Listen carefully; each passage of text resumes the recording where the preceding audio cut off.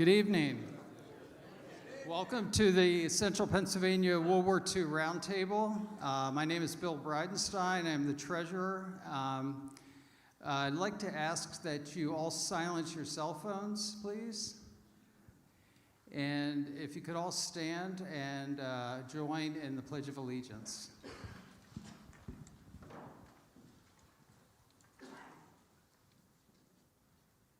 I pledge allegiance to the flag of the United States of America and to the republic for which it stands, one nation, under God, indivisible, with liberty and justice for all. Thank you. First off, most important, we always like to recognize all of the World War II veterans who are in the audience with us. So if you could please stand or raise your hand, we'd like to show our respects to you.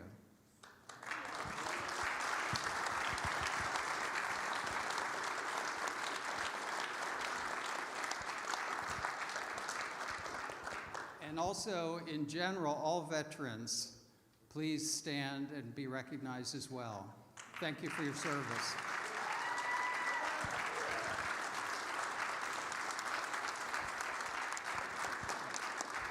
And not only the veterans themselves, but their family members, of course, too, who are in it with them, for sure. A couple other brief announcements.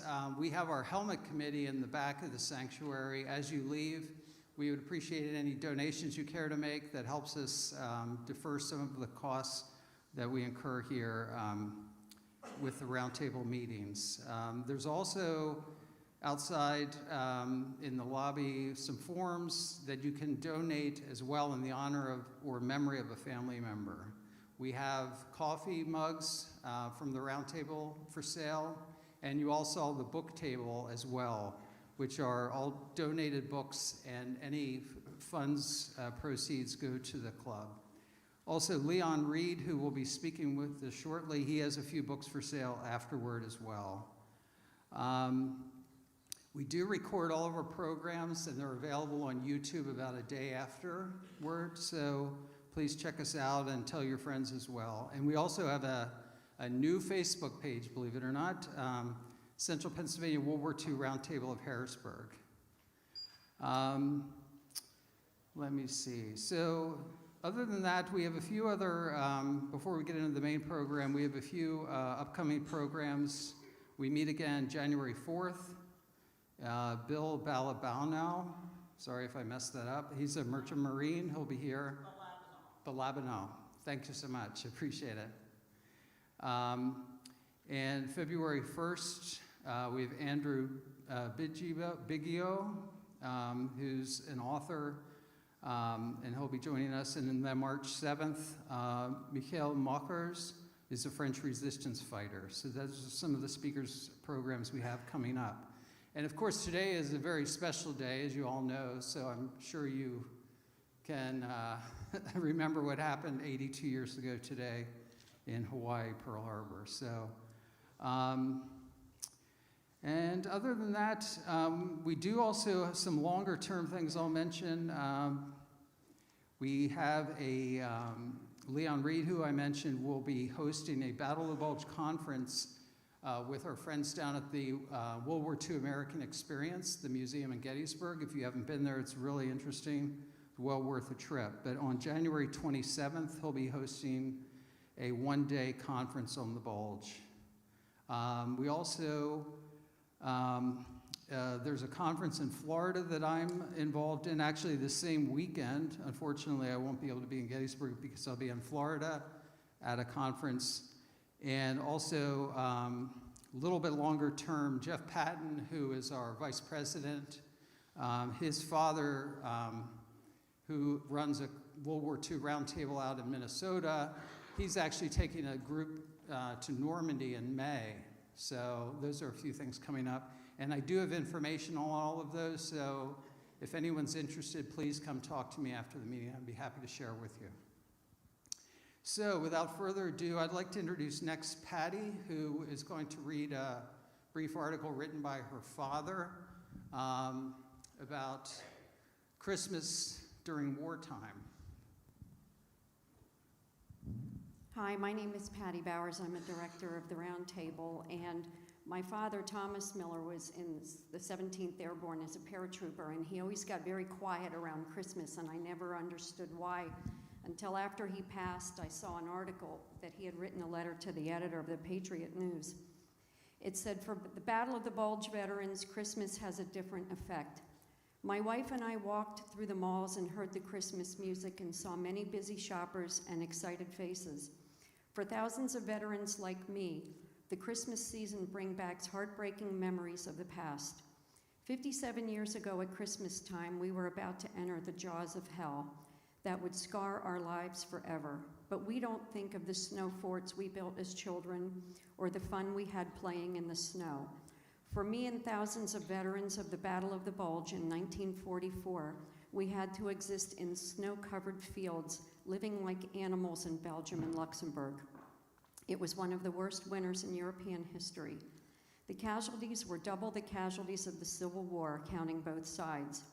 To see my friends in pain and dying and frozen bodies of dead GIs piled up to be taken to God knows where is hard to ever forget. They will never see another snowfall or sleep in a warm bed. For many of those who survived, they get little comfort or understanding. When I see a big, beautiful spruce tree in my mind, I look for snipers. You can never forget the whine of bullets or the screaming sounds of shells exploding or the night you tried to rest or sleep in a foxhole in the bitter cold while losing control of your bowels. This is the price you pay for being one of the lucky ones. Our minds are not what they used to be, and we say and do things that sometimes are not understood this time of year. Many of our service people this Christmas are in harm's way, and we have a heavy heart. Those who are lucky enough to come home will have memories that they will have to live with for the rest of their lives.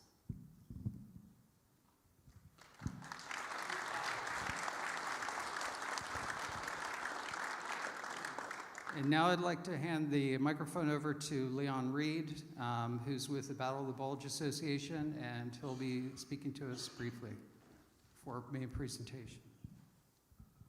Hi, I'm very aware none of you came to hear me talk, so I'm not going to talk for very long. If you could bring up the slides. I invited Jake to come to the Battle of the Bulge conference we're holding in Gettysburg, and the message came back to me, I'll only come if you talk about the Battle of Hurtgen Forest, which he participated in as sort of a precursor to the Bulge. So I decided to practice tonight, put a little thing together about Hurtgen Forest and the Lorraine Campaign, which were the precursors to the Bulge. So I'm hoping if I get anything wrong, Jake will correct me tonight so that when I do it in Gettysburg, I'll hopefully get it right. Let's see if this, yeah. Quick ad, my personal research projects, I've worked on 3 veterans in the 80th Division, which was 3rd Army. My wife and I wrote a book about her dad, combat engineer with Patton's Army. I prevailed on a veteran I met to finish his memoirs, and then I'm currently working on Walter Carr's memoirs. He was the first infantryman into Bastogne. He led a 4-man patrol into Bastogne the night before the infantry broke through. So they all have Bulge stories, which we won't dwell on tonight. The U.S. Army had, we tend to look at the Bulge as a discrete event. The beginning of it was December 16th. In a way, it started in September, October, November, when the Army was wearing itself out on the north side in Hurtgen Forest, on the south side in Lorraine. Both of these were sort of Big Ten football, 3 yards in a cloud of dust, except it would have been a cloud of mud. An inch at a time campaigns. Hurtgen Forest is considered the longest and the bloodiest battle ever fought by the U.S. Army. 140,000 casualties. Lorraine, undoubtedly Patton's most frustrating moment. Just two quick vignettes. One, the weather prayer, the movie shows him writing that during the Bulge. He actually wrote it during the Lorraine campaign, praying for relief from these immoderate rains. The little card there is, at Christmas time, he distributed this card to everybody in Third Army.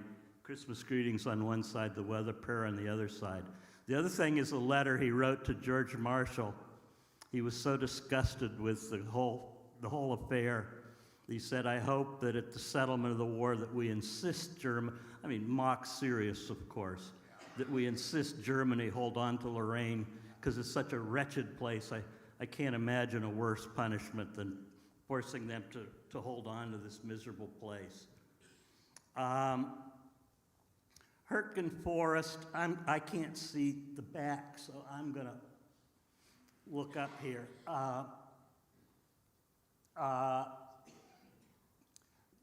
The terrain was, in the south, the weather was a big problem, and the fact that Germans had had months to dig in. In Hurtgen Forest, an additional factor was really rotten terrain. You know, a heavy forest, couldn't see anything. You were always vulnerable to tree burst artillery shots, and broken by ravines the whole time. One website said the village of Hurtgen changed hands 14 times during the battle, and another village 8 times. This was one soldier's comment. Show me a man who went through the battle and who says he never had a feeling of fear. I'll show you a liar. You can get all the dead because you can't find them, and they stay there to remind the guys advancing as to what might hit them. You can't get protection, you can't see, you can't get fields of fire. Artillery slashes the trees like a scythe. Everything is tangled, you can scarcely walk.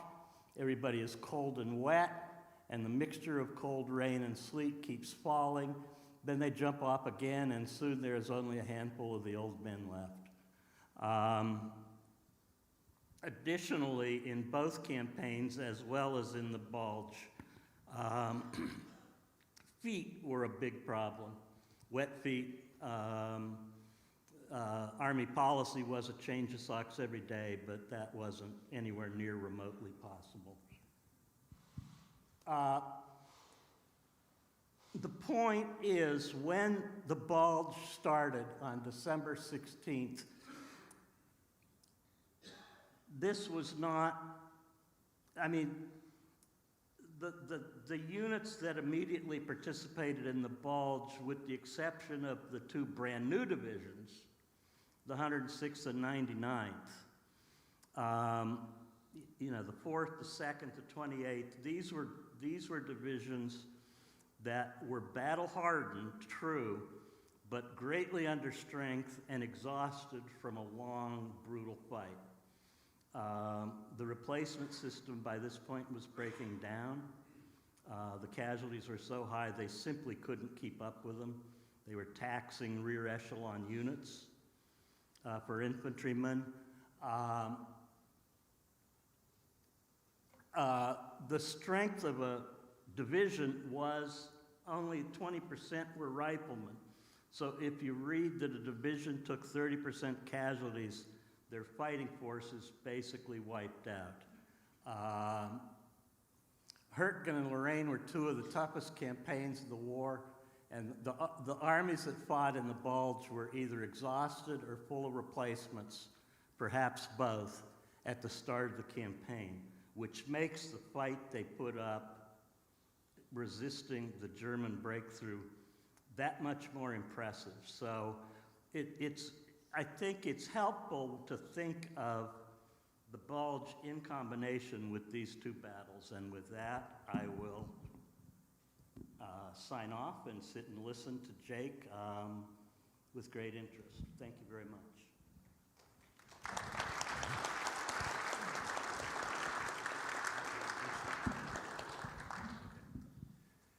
So I have the pleasure of introducing your guest speaker this evening.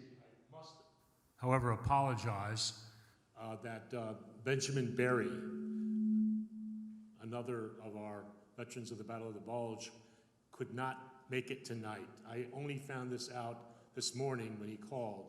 He had a medical condition and had an appointment which he could not miss. And so he sends his apologies.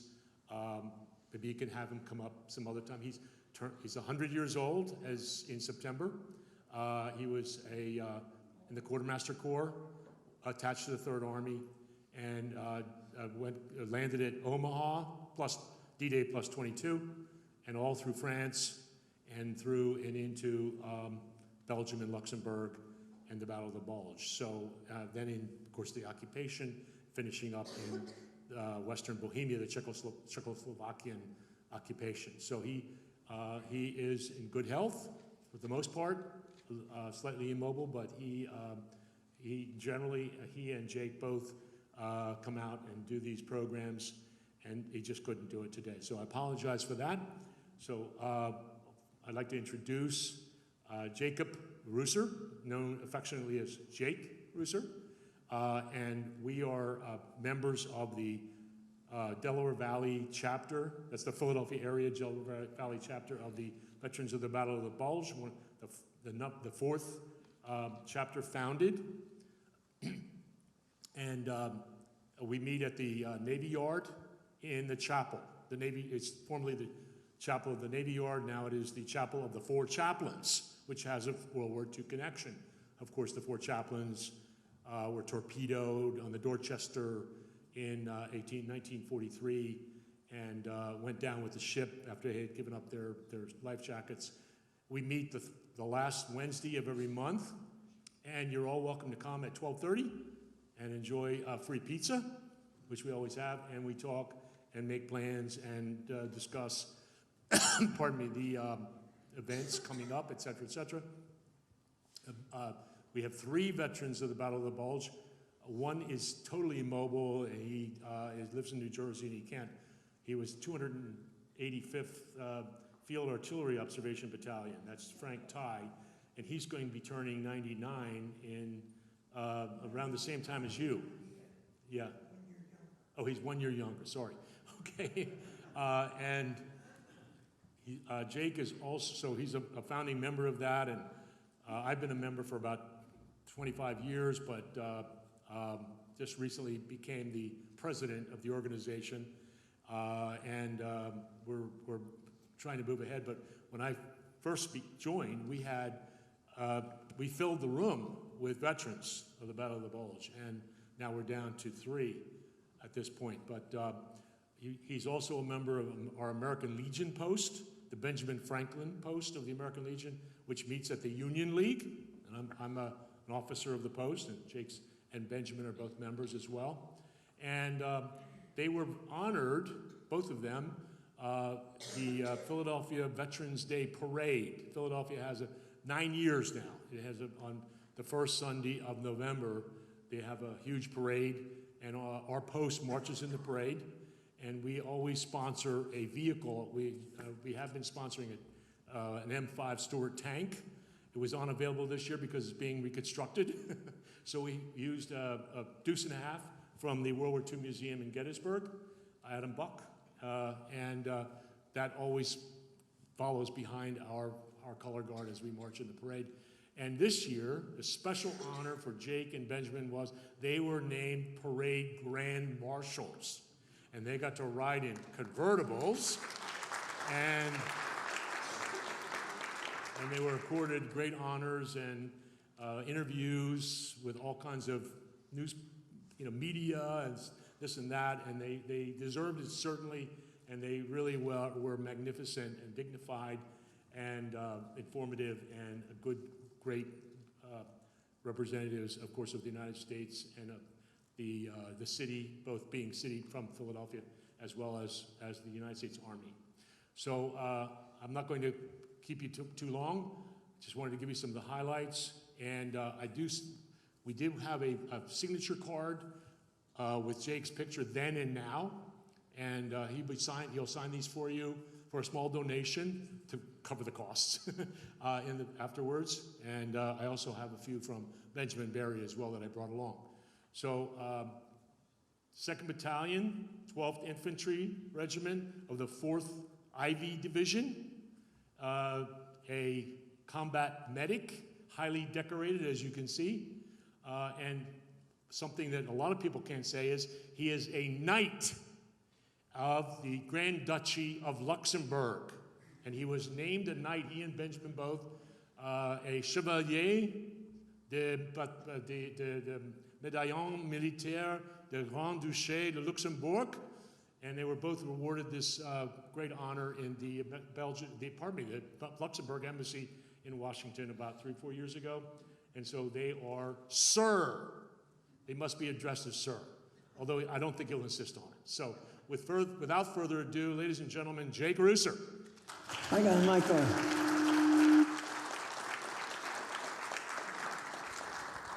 Good evening, everyone. Can you all hear me? All right. I don't know where you want to start, but I want to elaborate a little what we were said earlier. I turned around and I came in, I was with the 4th Infantry Division, who landed on D-Day, a shower on Utah Beach. Teddy Roosevelt was our Brigadier General, and he was the only general officer along any of the 5 beaches to land with the first wave on D-Day. Now you all heard of Teddy, young Teddy. His father was the president, so you may have heard of him. But anyway, we turned around and the 4th Division did a football play. They came in, the 1 regiment went straight in, and one company went straight on in and covered 7.5 miles the first day to make contact with the 82nd Infantry Airborne Division, who was in St. Mary Glees. The rest of them made a turn after they got in away and turned heading towards Cherbourg, the port of Cherbourg. The next regiment, the 22nd Regiment, came in and they turned and came up the coast. Then the 12th Infantry Regiment of the 4th Division came in, made a center plunge playing football. They did a center plunge heading for Cherbourg. And that's the way we fought all the way up till the port city of Cherbourg was captured on June the 25th and liberated. We turned around and after Cherbourg we went back and they turned around and my regiment, the 12th Infantry Regiment, was turned around and sent on a special assignment called Combat 12th Infantry Combat Team, which we had our attached unit from medical and artillery law accompanying us. And we turned around, we went down, we were fighting in the hedgerows, trying to cut the roadway between Pierre and St. Lo. This is before the bombing of St. Lo, to see if we could cut their supply route. And they ran into cracked Panzer and cracked Airborne Division. We turned around and from there we were sent over to prepare for St. Lo, the breakthrough. And the 4th Division spearheaded the breakthrough at St. Lo on the 25th of July. Now on the 24th, my regiment was sitting on one hill and they were going to bomb the hill next to us. They turned around and the planes came over so low. You could see they had the bomb bay doors open and you'd see the men walking around preparing to drop the bombs. They came over at about 700 to 1,000 feet. It was unbelievable. But anyway, they made the run. Now, before they got there were smoke screens put out so to identify American troops, and the Germans were supposed to be on the other side. But when the planes arrived, the smoke had drifted back over our lines. And they turned around and when they bombed the American troops instead of the Germans. and General McNair, who was a 3-star general, was up to observe it, and he was killed. He's the highest general, I think, killed in European theater. Then turn around, and after the bombing and all, to get things straightened out, we advanced further. And we were going up, marching up the road, and about 3 days later or so, people started asking, where's Patton? They said Patton was going to be here. So we waited, and they said, the next hill, Patton's coming in. So we took the next hill, still no Patton. About the 2nd of August, Patton's troops come rolling through. And we were on the east side of the highway, or the roadway, and the tanks rolled past us. They went up, they were up to the Brittany Peninsula, where they went down to clean out the Brittany Peninsula. Now, Cherbourg was on one peninsula, there's a bay there. Then there was the bigger portion called Brittany Peninsula. Patton was down in there, and the 30th Division wound up having the assignment at Mortain to hold the lines and protect the gateway. Well, the Germans turned around through, we know a 2 Panzer Division, we heard it was a whole corps after the war, that a whole corps of Germans had tried to stop them and penetrate. And they were, looks like they were going to try to cut Patton off in the Brittany Peninsula and isolate him. That way they got rid of the 3rd Army. But anyway, the 12th Infantry Regiment of Combat Team was up to help the 30th out, who the first day they lost 1,000 yards. So we got there, instead of being in a reserve, the 12th had to go into battle. And they turned around and with the 30th and the 4th, the 12th Infantry Regiment, they were able to stop the Germans, and after a week of heavy fighting, able to push the Germans back. Anyway, then they turned around, came out, that's July the 25th. Then we came back out, and we went up to what they call, I said Mortain. That's where the 30th Division was stationed to hold the Germans from penetrating and cutting cutting the 3rd Army in the Brittany Peninsula. And then after that, we finished up, and after a week of heavy fighting, we turned around, we were able to get the Germans to withdraw. Then the 12th Infantry Regiment came back, reported back to the 4th Division. And then from there, we turned around and we had a job. We were assigned to attack, and we had an objective. We have to get to a certain objective in so many days. And this way, if we ran into heavy opposition, we were supposed to withdraw our troops. The Army would throw in another outfit to hold the position, and we would bypass it and go around to get to the objective. So after we finished that assignment, then the 12th got their assignment to, actually I should say they put us on trucks and moved us 165 miles across France to 24 miles outside of Paris. And it was in teeming rain, and we traveled through day and night, and we got there. We went into a little town about 24 miles outside of Paris, which was, and we went through the French 2nd Armored Division, who was sitting on the side of the highway. On the 24th, we moved into a building where I just bedded down for the night. And all once they got us up and rushed us out and put us in trucks, they thought there were some Germans spies in the town and would report that we're there. They were sitting in trucks outside the city in the fields, and Big Chuck Charlie, which was a plane of the Germans, would fly around at night trying to spot any movement or anything. So anyway, the next morning, 6 o'clock in the morning, our orders changed. Instead of being a backup to the 2nd Armored Division, the 12th Infantry was ordered to move into the city of Paris. And we went down a Rue d'Italian, which was like towards the center of Paris. Then when we start moving, then the French decided they would move. They went down on our left flank and into the northern part of Paris. And the Germans, a general, surrendered to a colonel in the 4th Division of the 12th Infantry Regiment.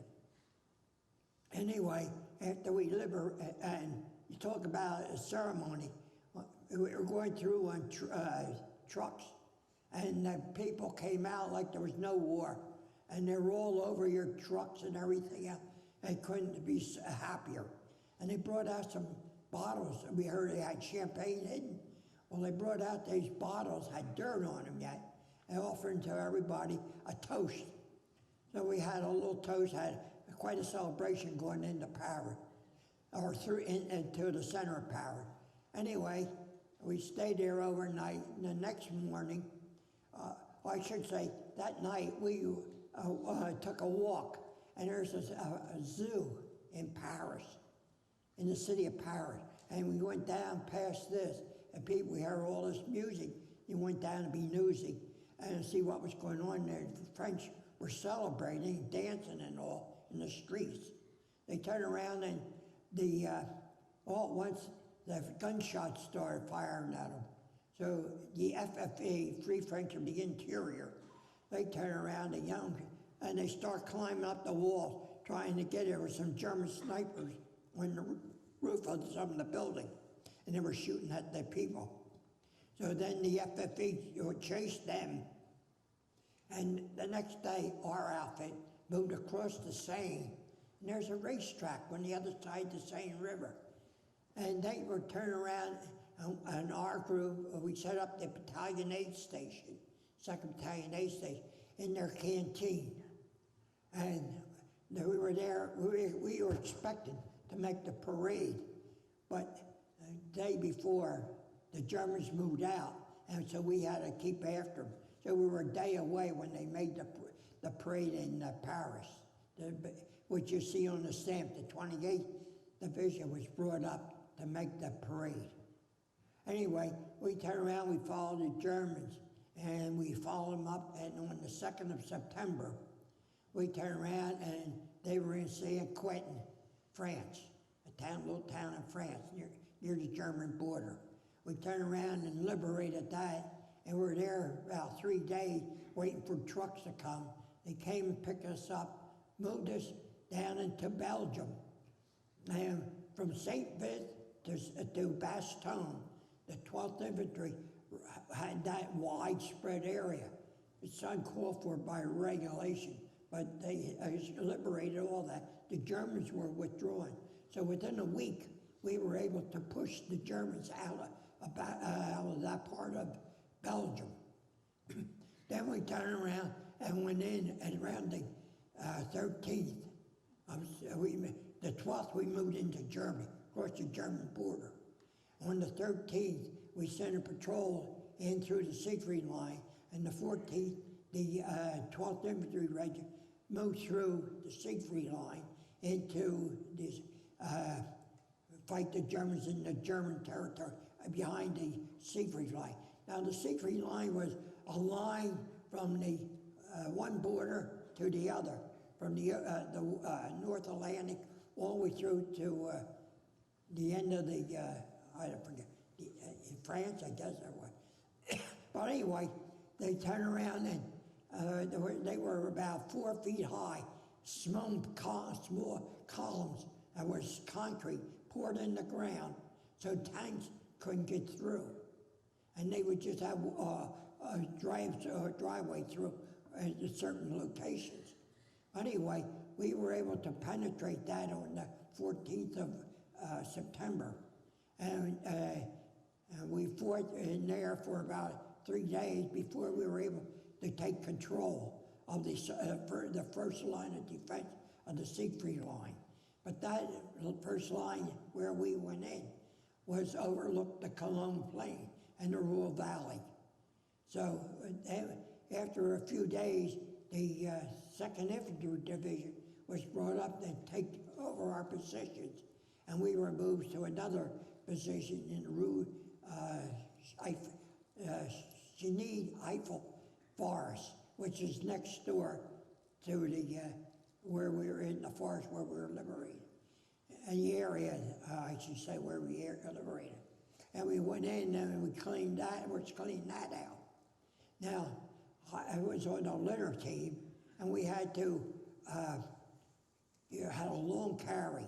We couldn't get any mobile cars or jeeps or anything through the area because it was all fields, and so it was along a wooded area. So we were picked up with a casualty. It was a couple mile carry. So we set the litter down after we got a distance away to change positions. And when I was standing there, I looked out and over, I saw this here, Ruhr Valley. And we saw all this beautiful, we didn't know where we were, but we saw all this beautiful valley for miles, green. So all at once, we decided to move on and get the patient back to the aid station. So then we turned around and we were moved back to the Hurricane Forest. And we moved into the Hurricane Forest in October, I should say. October was a holding position. The first Infantry Division was fighting to capture the town of,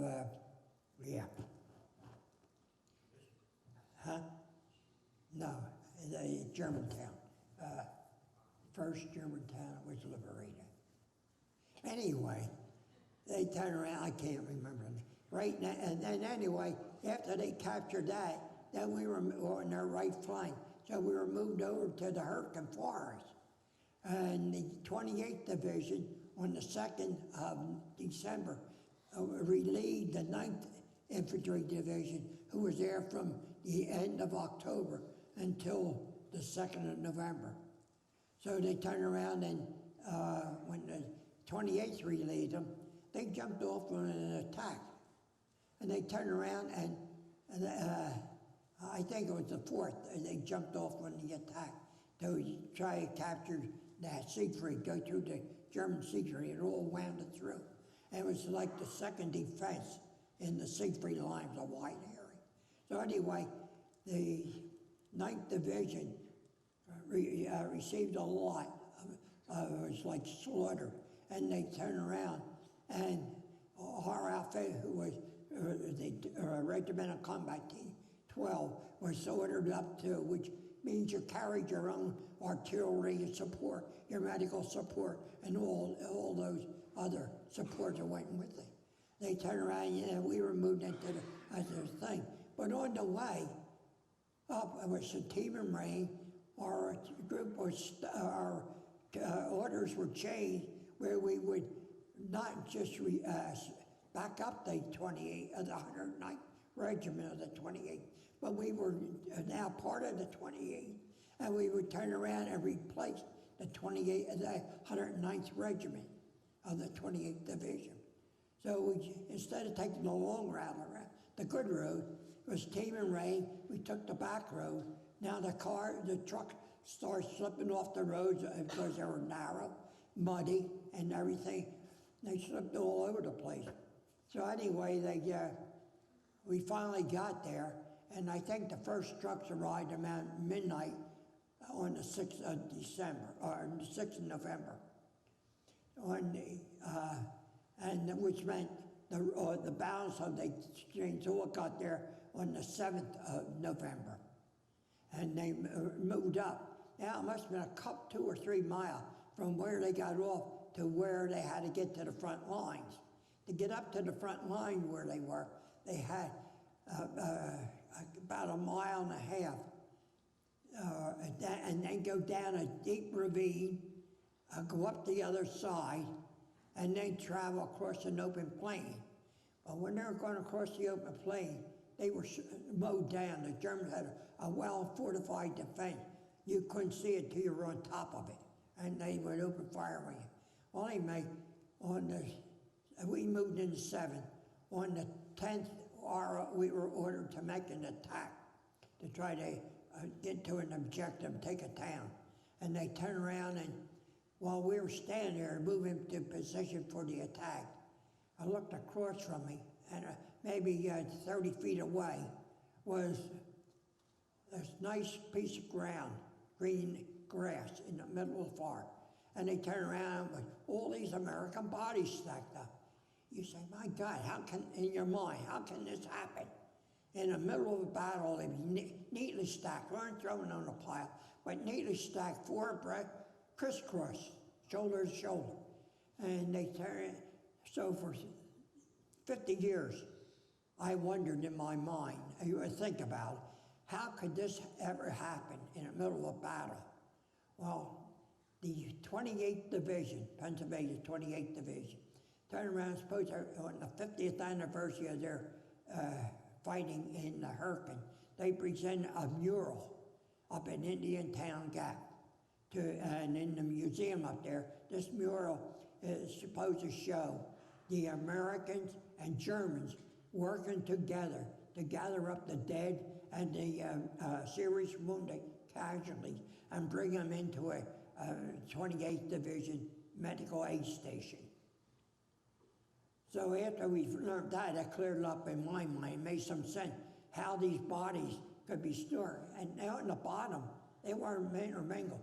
On the bottom was the 109th Division, and on top of them was the 28th Division. Their insignia showed it.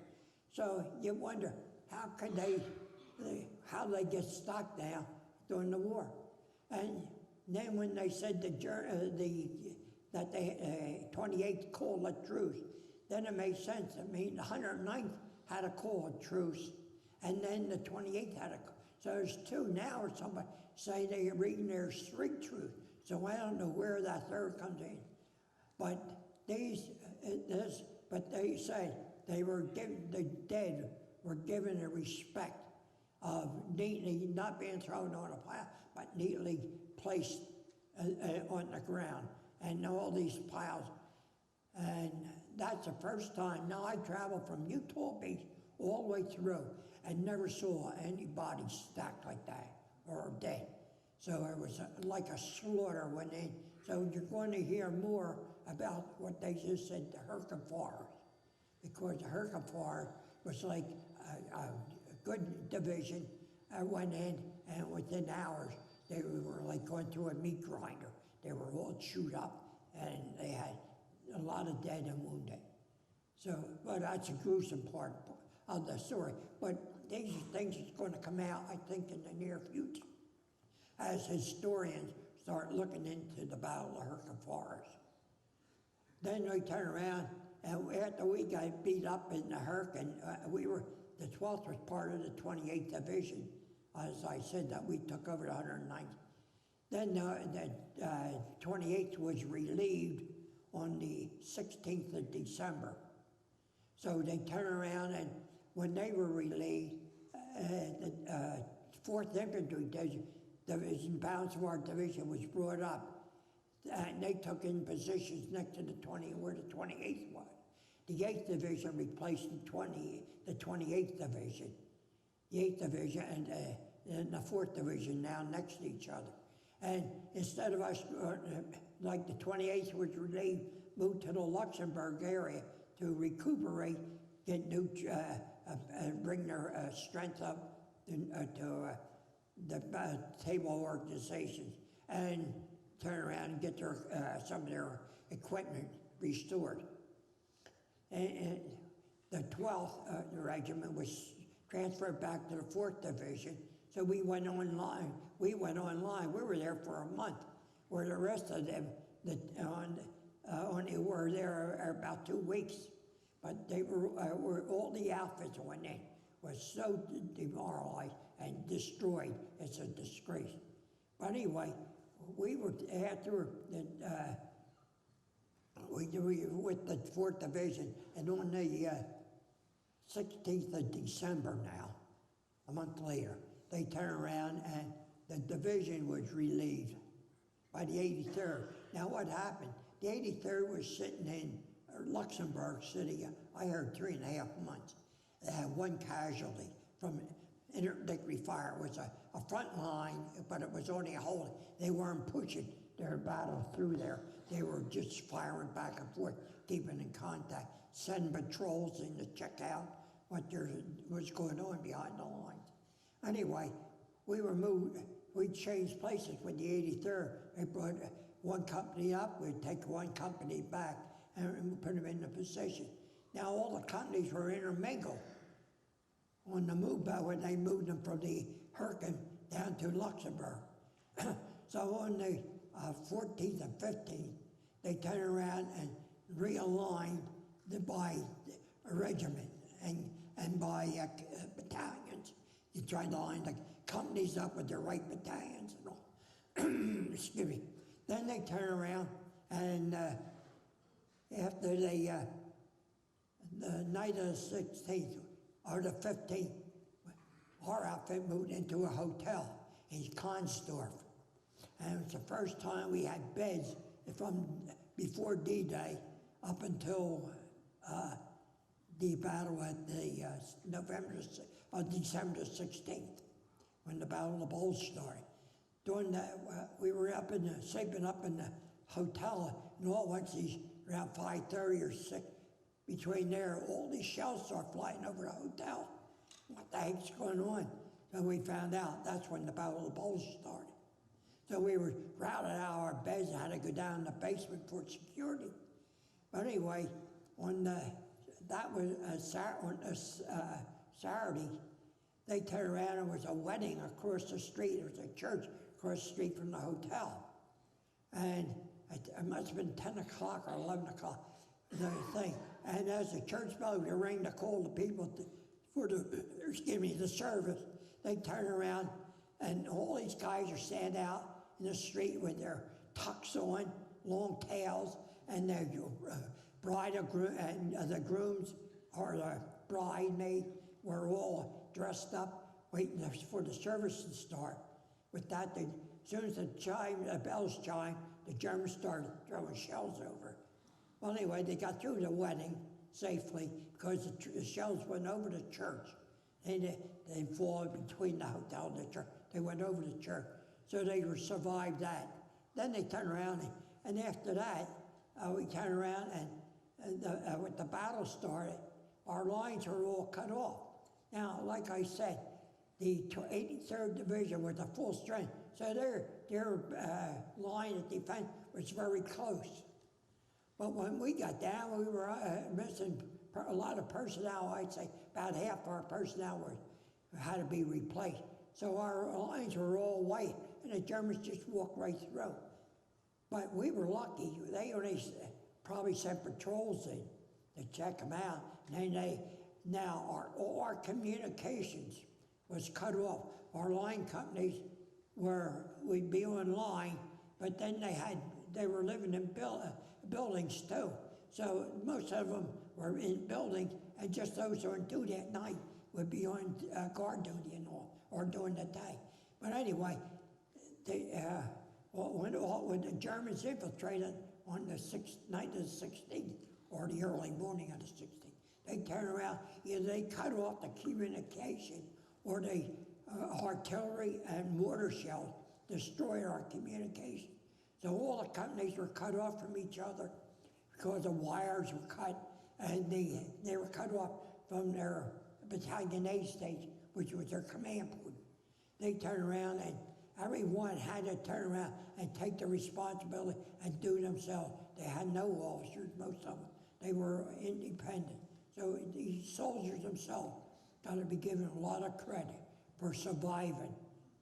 Now, 8 Company for 12th Infantry, they were in Eckernach, and they turned around and they are the last orders the lieutenant received when the battle started, like the old general, there will be no retrograde, which was no withdrawal. So they turned around and the lieutenant's orders will be no withdrawal. So about 3 days later, they got a tank into him, and the lieutenant refused to withdraw because his orders were there'll be no withdrawal and go stay and fight. So him and 150 some men stayed and fought, and They were captured after about the 19th of December. They held out until then. The other F company was over in Burdorf, and they were up in the hotel. Now, they were sitting down they were up in the hotel, and they see the Germans coming around the building. So one sergeant said he was sitting there, and as they would come around, he would shoot them and drop them down. And he said this one medic come around, and he turned around and covered the bodies over with a cover. And they turned around, and he said, when they bent over, he had a gun on. He said, I dropped him right over because he was carrying a gun. Anyway, they turned around, and they held out, and during the night, or in between that, the regiment, after the lines were cut off, the very thing the regiment did, they took the regimental personnel and established a new line of defense. Now that had to be spread. So anyway, they new line of defense. They turned around and it was headquarters personnel, and as the people were able to filter out of the divisions and work their way back at night and all, they turned around and helped to build up the line. So about the 19th, the line was established, and one colonel, he turned around and took personnel from the MPs and cooks and made a regimental combat team. Another colonel took personnel from the MPs and made another combat team. And there was another colonel who came up from the 159th Division, Combat Engineer Division, and they turned around and they established another one. He had two companies, A and C company. Anyway, they were given an assignment to protect Hill 313 to stop the Germans from coming over or coming around. And there was a wooded area about 1,000 feet outside of the con store. So this is where the line was established, inside the street line. And they turned around, and as the fellows got back, now, on the 20th, they fought the company, I'm sorry, the 20th they withdrew. During the night of the 20th, 21st, the F company from Burdorf withdrew, and they were able to get back, and they helped to establish a stronger line. And then they turned around as they established that line.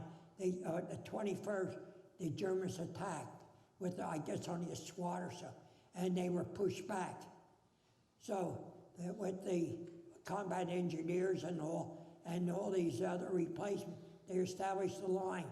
So in the morning of the 22nd, and the Germans attacked, they attacked with 178 men.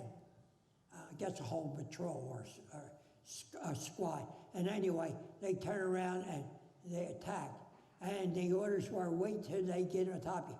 I guess the old saying, wait till you see the white in their eyes. Well, anyway, they waited till they got close, and then they opened up, the American opened up and cut them down. There was 174 German bodies were counted afterwards. There was 2 of them escaped, and 1 was wounded, and 1 surrendered.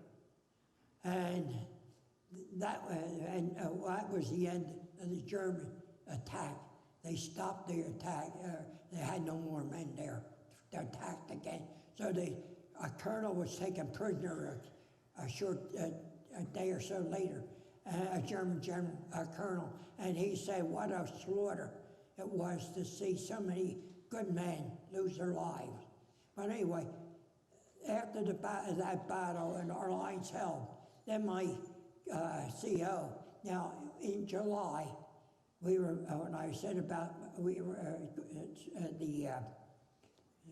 supposed to try to cut the Germans from getting with a highway between Pierre and St. Lo. Well, anyway, during that, our sergeant who took care of the mail and other things in this regiment, our battalion, was killed by a mortar barrage, and another fellow was wounded, and the rest of us survived. Well, anyway, on the 14th of July, I took a direct hit from a German tank. It shot directly, hit the hole, and I was left for dead. But I was only knocked unconscious. Didn't know it at the time. But with that, 2 companies had withdrawn for the day or that night, and which we led their withdrawal. Anyway, I didn't know I was knocked unconscious, and all at once I heard this funny noise in the ground. So I get up, and I didn't know it was Germans or what, so I peeked over the hole, and I saw it was American. So I climbed out of the hole and went over, and I said something to the fellow, and he said, "We're the last 2 of the company. We're the rear guard."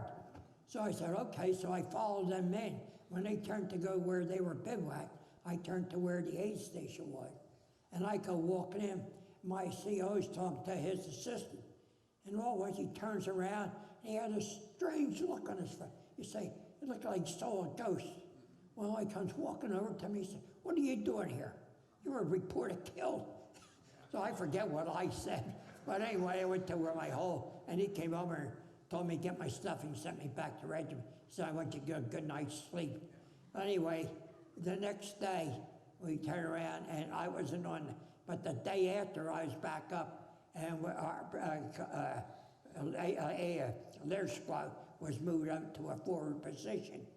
And they turned around, and the colonel knew it, but we didn't know it. That evening, we were supposed to be relieved and go back to the 4th Division. Anyway, he was trying to get it, and we were pinned down by a sniper or 2, and he was trying to locate him. So when he stuck his head up, one time too many, he shot a bullet right through the head, right through his forehead. So we took him out instead of a German. But anyway, we got through that, and that night we were relieved, and we went back to the 4th Division again. And from there, we got ready for, this is in, I talked about December.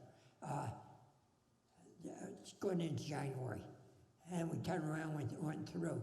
But then we got back into the battle. We were relieved from Herkenford down to Luxembourg. I got mixed up in there. Herkenford down to Luxembourg. We took over in Luxembourg, and they turned around, and we were caught. I told you about the bombing and all. Well, anyway, after we established the line on December the 22nd, and they saw the lines held, after the second attack, they turned around. My CO called me aside. He said, it means I was given the other duties as assigned. You take care of the mail for the battalion. So besides doing my litter bearer's job, I was also taking care of the mail.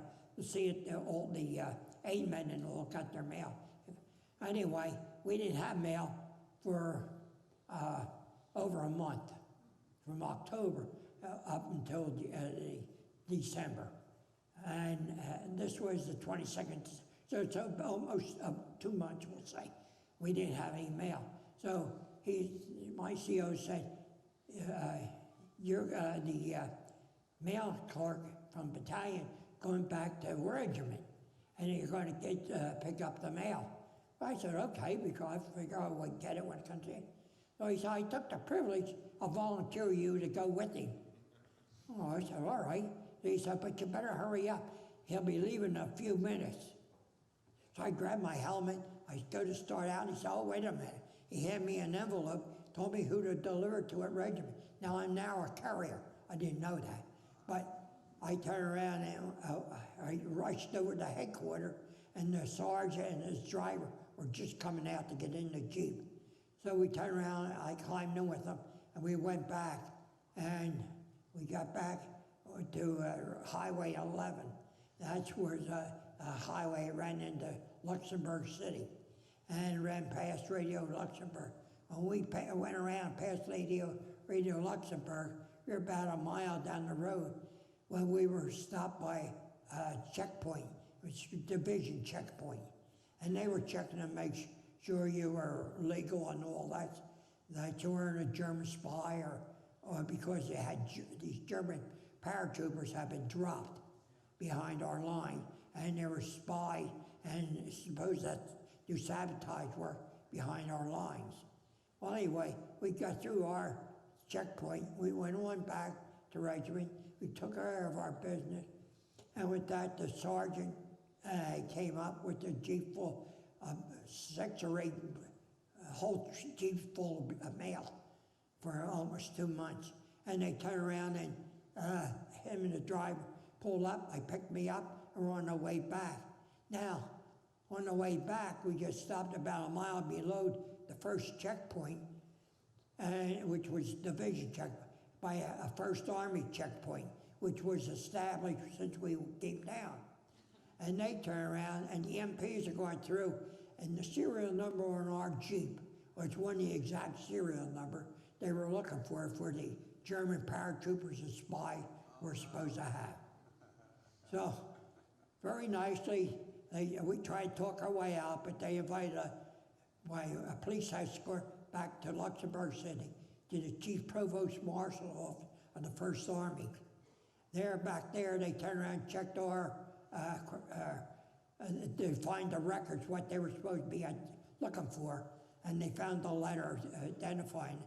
And they found out they should be looking for dog tag numbers, not license plate or car truck numbers.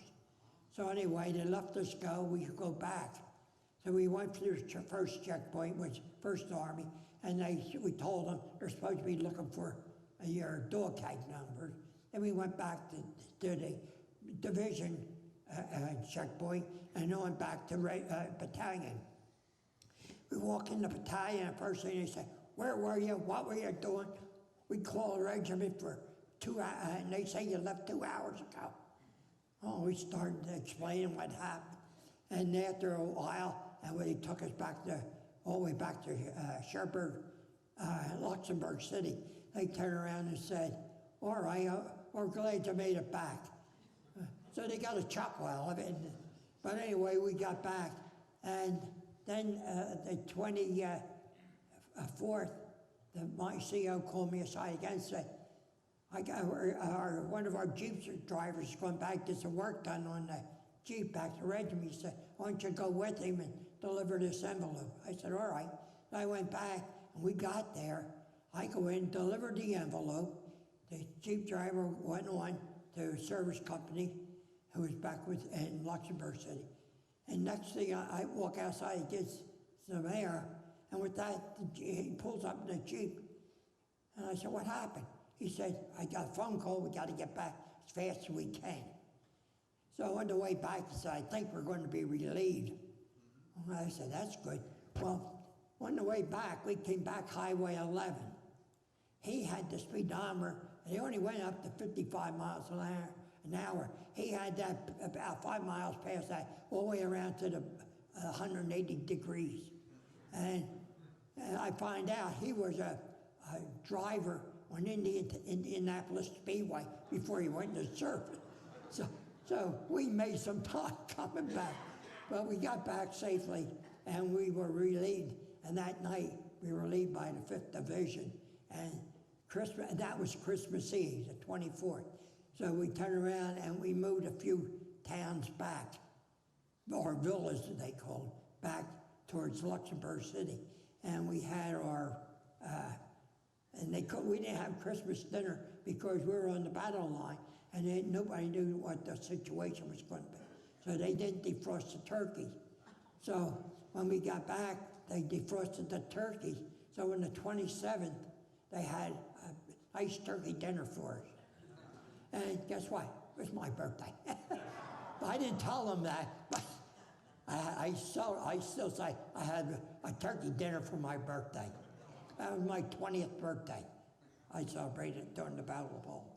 Anyway, we spent a few days there, then we moved back up. Then we had some movies and all on the way back. New Year's Eve, we had a New Year's Eve party, and then we moved back on the line. And then we came on back up. And then we were moved up to Cheny-Eiffel Forest again. We didn't know it, but we're going through, and like I said, we made this long carry. Well, this time, there was a litter team going out. There were 3 6-foot guys, and the other guy wasn't around at the time. So I said, "You go with him." So a little short guy like me with these 6-foot guys, well, you know what it is. When you're short, you're carrying all the weight.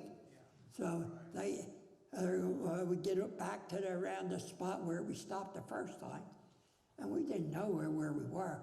I looked around, and we all the snow covered the beautiful valley. I said, gee, that looks familiar. Only lately we are reading about a story. You find out you're in the same position you're in the first time, but you never knew you were back in the same spot. And we went back in the same position we were in September. And we start pushing the Germans back from the Bulge. Then after that, we turned around and we went on through Jenin up into Germany, and that was our 6th time we went into Germany. We were in and out, moved back and forth, and that was the 6th time our division went into Germany, and we continued on up through Prüm. And then after we got to Prüm, then a few towns after that, we were relieved. Oh, and in the meantime, we were in the 1st Army all the way up to the Battle of the Bulge. When Patton came up and was relieving helping to push the Germans back, we were transferred to the 3rd Army. And I didn't realize, I thought we were, when they'd start back, we were in the 1st Army. But we stayed with the 3rd Army, they kept the 3rd Army all the way up. So now, when we left, they put us on our cattle cars and shipped us all the way down to the 7th Army in southern France. And that was the first official break the division received from the D-Day all the way up. Then we had about 5 days there, and they did some reorganizing. And instead of being, I was given sent out as an 8-man. They were supposed to get a break. But they were living in homes, I was living in Foxhole. But anyway, we got through, we went on through Germany. We went across the Rhine, and yeah. Huh? No, that was, well, I'm sorry. Across south further was a big bridge blowing out, and we crossed that bridge, and they turned around, and we went on up through Germany.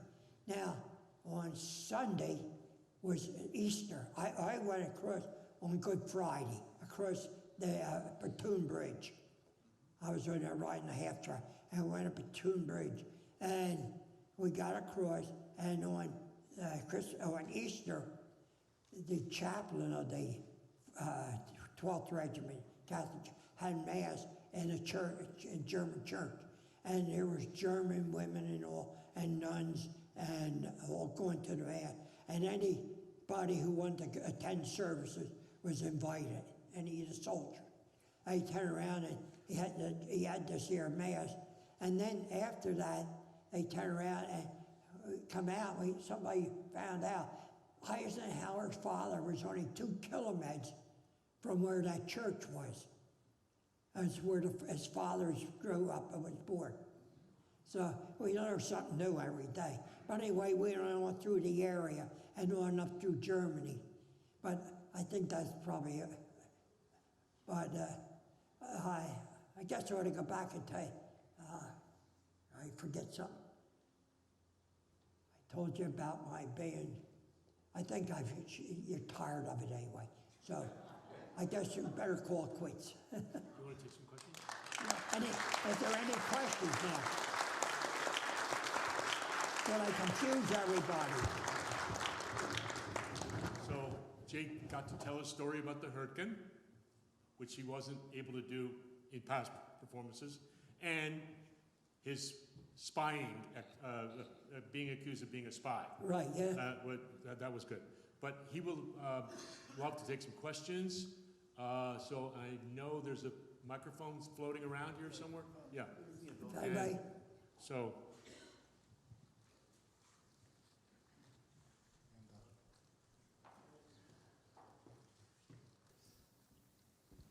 Anyone have a question? He loves questions. I put everybody to Don't be sleep. afraid. There's one right here. Here? Okay. When did you come back When did you come back from Europe? Oh, well, coming back, I came back before the war ended.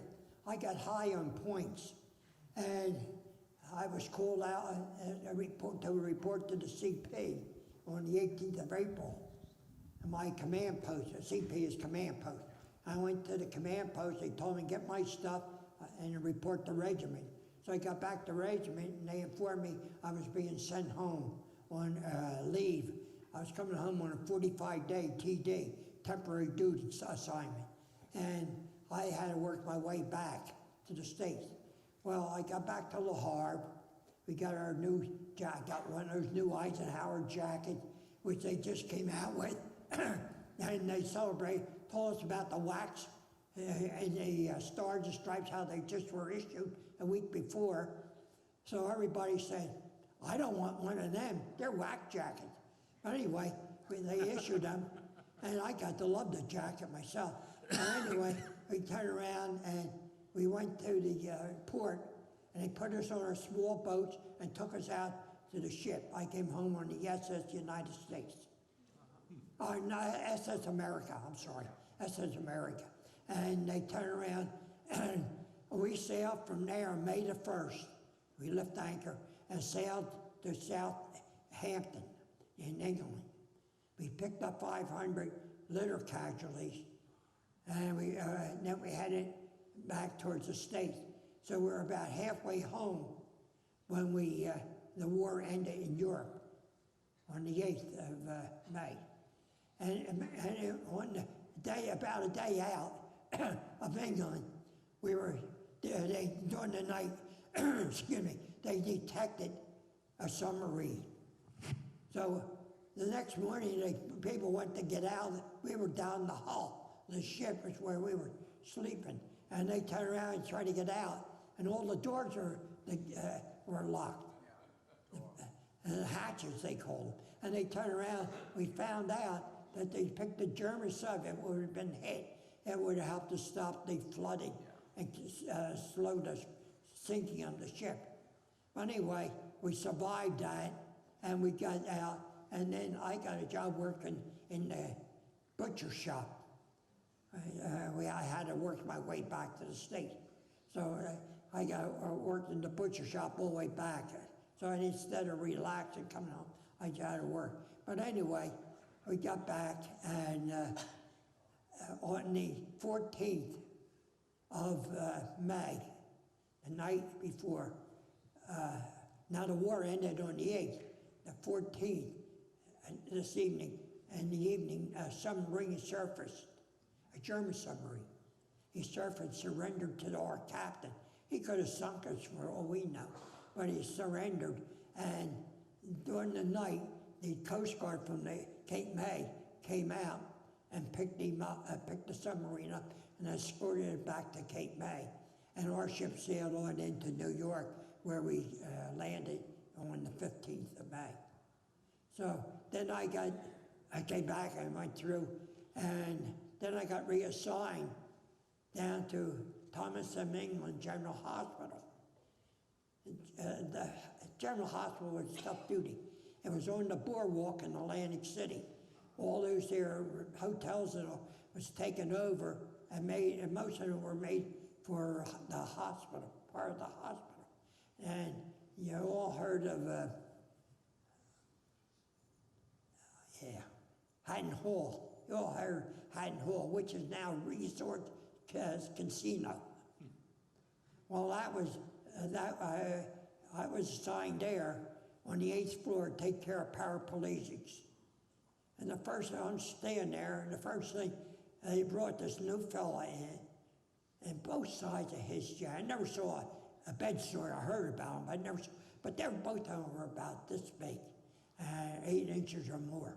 And the nurse standing there, and she said, "Pick on me." She said, "You do this and do that." So I did it. I guess I did it all right, because I wound up taking care of 4 officers, a full colonel, a captain, a first lieutenant, and a second lieutenant. Now, the second lieutenant was in the Air Force, the Army Air Force, and he was in pre-flight, and he cracked. He never got out of the state. The other 2 were engineers. and the colonel was an engineer. So anyway, I took care of them, and I was discharged as a nurse. But other than that, anything else? Right there, this gentleman. Thank you for your service, sir. Did you ever see George Patton, the general? And did you talk to the Beachmaster on D-Day? Did you talk to Roosevelt? What was it, Teddy Roosevelt? It's hard to hear. It's echoing. Teddy Roosevelt, the Beachmaster. Did you talk to him? Oh, Teddy? General Yeah, Roosevelt. we had a toast with Teddy. On the 3rd of July, Teddy Roosevelt came around. We moved into this bivouac area, and we're supposed to stay there about a week. But anyway, we didn't know it. But on the 4th, they were waiting for truck to turn around and move us to this one area, to where I said early in July we were going to try to cut off the Pierre St. Louis highway. Well, Teddy Roosevelt came by, and he congratulated us for doing a good job liberating the port city of Cherbourg. And when we were in Cherbourg, people don't know this, but the city, the first day we moved in a couple blocks from the port, the aid station. And then they turned around, and the next day we moved over to part of the Louis Pasteur complex, the hospital complex. And as we were going in, a group from the 79th, 314th Infantry come out. Here, a fellow I was in basic training left home with came out. He was the A-man for that group, which is a coincidence. I met him. Another fellow I met in the Hurricane on the second division. But anyway, they turned around, and after we came, we moved in. The Louis Pasteur Hospital was declared an open hospital, which meant the German colonel and his staff would continue to operate the hospital, Louis Pasteur Hospital, and until American personnel could be brought over or brought in to take over the control of it. So, and then the German, we'd been taken prisoner. But other than that, we turned around, and the colonel wanted some supplies, and on the west side of the city was an German underground hospital. And they turned around, and he wanted supply. So one of our jeep drivers had to take him over to the hospital. So while he was there, the colonel gave him 3 or 4 bottles of good liquor. And he turned around, and so when the General Roosevelt came up, he turned around, got him out, and we all had a toast with General Roosevelt. And so we're all standing in a circle together. Very cool. Question, another question. Sir. While you were in the Bulge, did you ever run into any of the Krauts that were posing as American soldiers? What was that, the last part? The Germans that were posing as American soldiers Did you ever in the encounter, Bulge. a German dressed as an American? No. Were you aware of them? You were talking about the medical, all the casualties and all, and the dead? In the Bulge. Oh, the Bulge, I'm sorry. They infiltrated. Yeah, no, they were able to stop them before they infiltrated our emergency line that was established by headquarters. They stopped them about 1,000 feet from the regiment, from battalion headquarters. They were stopped outside. The first wave. Then when they sent a bigger force in on the 22nd, the morning of the 22nd, that's when they were, our orders were, they were ordered to wait till they got up close. Then they turned around and opened fire, and they killed 174 of them out of 178. 2 escaped, like I said. 1 was wounded, and 1 surrendered. But other than that, I didn't have any personal contact with them. Anyone else? Now, we did take care, if there was any German wounded, we'd go and get them. Now, when we were going up to Cherbourg, we turned around and around the 22nd of June, we turned around and moved over. We hit this highway, and they turned around and we went up. There's going up this 2-lane highway, and all at once the line spotted a German laying in the at a sharp turn in the highway. You couldn't see around it, but they turned around and reported it was a German. It was down, so we turned around. Our later team was sent out to get them. As we were traveling, somebody hollered out, "Watch, it may be an ambush." So we were careful moving up. After you got up there, you were able to see around that there was no soldiers there. So it was just the German was abandoned. He had been wounded withdrawing, and we picked him up and brought him in and got him replaced. Then a few days later, we had another German we picked up. He had a belly wound, and his intestines were coming out. So we turned around, and all they could do is tighten him. And got him back, and we were able to evacuate him. But then they found out no damage was done internally to his organ, just that for some reason the intestines got separated and and the hole in his belly caused him to come out. He was lucky they were able to patch him up. Sir. What did you do after the war? Pardon? After the war, what did you do after? Oh, after the war? Yeah. I turned around and went under GI Bill and learned accounting. And when I was finishing my accounting up, I met my wife, who worked for IBM. And so I got more interested in, which is now, our government calls it electrical accounting or data processing.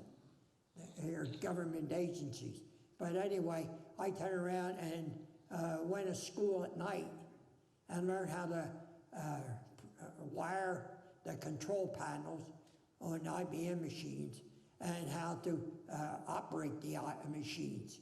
And then the government, I was working in accounting, I had set up a state office in Norristown for a used car agency, and I was offered by the government to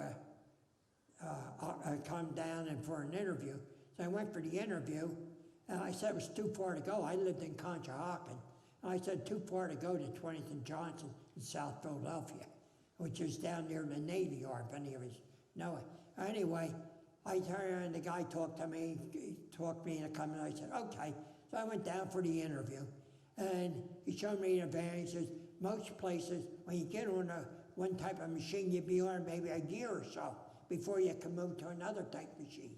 But he showed me advantage where you operate all the types of machine. Yeah, you did your own wiring, your control panel. So, which was interesting what I was getting into. So now this is called electrical accounting. And we did the tabulating work, the checks, and everything. And I worked for the Signal Corps at that time.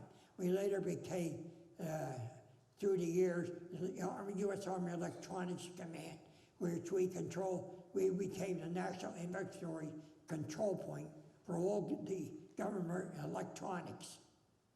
We took care of all our armed services, all our NATO, and foreign other countries we sold supplies to. And we had meetings, we'd go to depots and all for our meetings. We turned around and during the Korean War, when they gave the E, our outfit got one of the E's for making every ship. Our shipments were on time for every ship, and we received the E for that efficiency.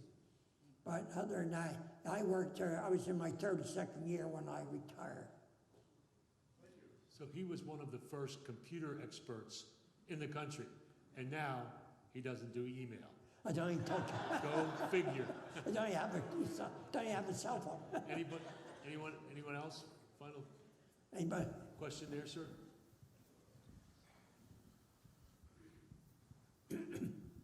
Thank you. Just a question about being a medic. Did you feel as though you were adequately prepared before you went? And were there other responsibilities, like did you have combat responsibilities while you were out in the field? Were you prepared to be a medic? And did you have any other duties Well- outside of being a medic in combat? Well, when we got off the train, when our group was moved to Rockford, Illinois, we turned around, got off the train, they told us, you're going to be medics. And the older fellows who were married, they said, not me, I'm going to carry a gun. Well, guess what? They wound up as a medic without a gun. And some of them wound up in outfits on the front line all the time. So we had no choice. We were told we're going to be medic, and that's what we wound up doing. Now, our basic training was an exception. We had our basic training and our medical training interwoven. You would be on the field doing some calisthenics and so, and learning how to drill and everything else. Then you go inside and have medical training, and they'll teach you different things you had to do. And that's, and we went up about 18 weeks, I think it was. Now, at the end, we were there from September to January, the end of January. And during that time, during Christmas, over Christmas, and right before New Year, those 2 weeks, we were on bivouac.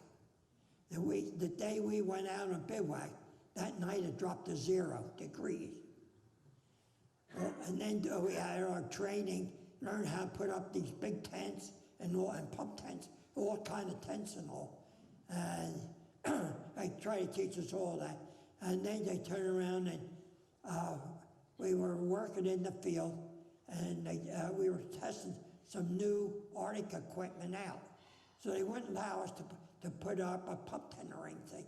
We had to sleep under the stars, as you might say, without stars. But we had cold weather. The weather dropped to 20 below the first night, and thereafter it stayed at around 10 to 20 degrees below 0 during the day. That night it'd go 25 below 0. We had people freezing up in their sleeping bags and all. So they got some to test done. But anyway, we go for breakfast.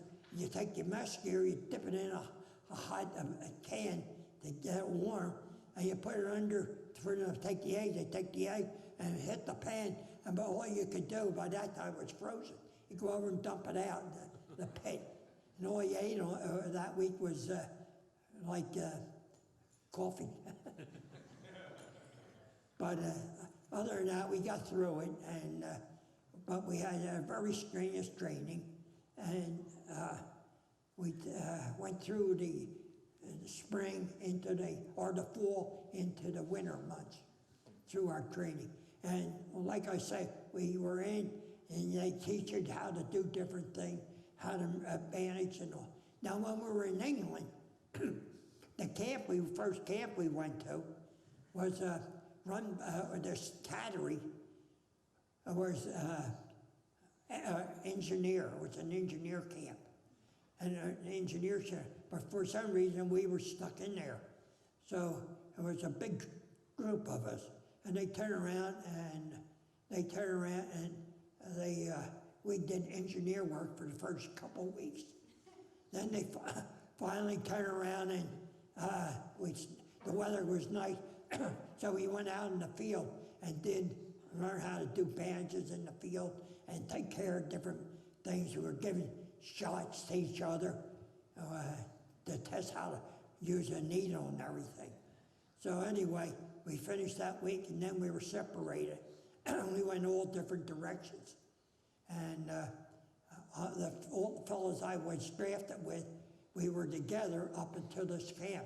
Then we got broke up and all went different directions. Now, the one fellow I said, who was drafted with me from Ambler draft board, I met him in in the Siegfried, in the Siegfried line. And they turned around and the 2nd Division relieved R, and it was a coincidence. He was the medic for that outfit. So you ran into him. And another one I met in Sherbrooke right before that, who we were together. Other than that, we didn't see any together. even though we were close to each other, he found out. Anything else? Anything else? Okay. Thank you very much.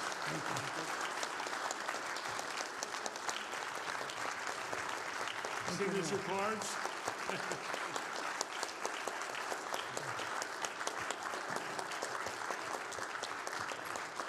Ready? Thank you. Thank you. All right. Thank you. At the end, I'm going to give our speaker a gift here and stuff like that. I have a few announcements to close us off Please, here. if you would. Yeah, when you get back, yeah. Well, you keep it and let him sign, okay?